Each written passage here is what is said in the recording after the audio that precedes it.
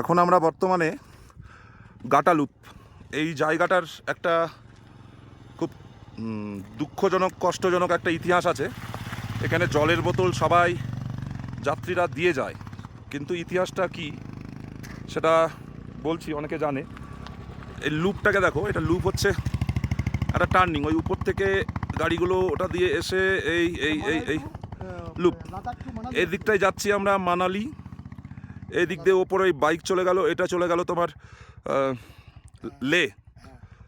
এই লুপটাতে এক সময়, সেটা কত বছর আগে ঠিক জানি না, আমার এই মুহূর্তে জানা নেই, ইউটিউবে এটা দেওয়া আছে। এখানে এক ট্রাক ড্রাইভার আর এক খালাসি জলের অভাবে, গাড়ি খারাপ হয়ে যায় এখানে, জলের অভাবে মারা যায়। তারপর থেকে নাকি সবাই প্রচলন আছে যে এখানে নাকি তাদের আত্মা ঘুরে বেড়ায়।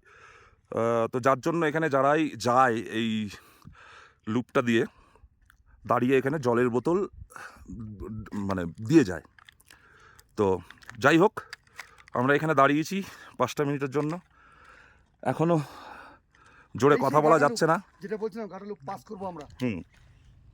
এটা লে টু মানালি যাওয়ার পথে, ঠিক আছে।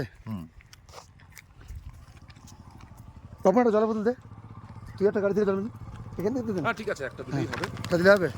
এই যে বাইকগুলো রাইডে যাচ্ছে, দেখো এরা রাইডার, এরা লেতে যাচ্ছে, ইউটিউবার এরা। জায়গাটা দেখে নাও তোমরা, ফেসবুকে ইউটিউবে সার্চ মারলে এই জায়গাটা সম্বন্ধে তথ্য জানতে পারবে।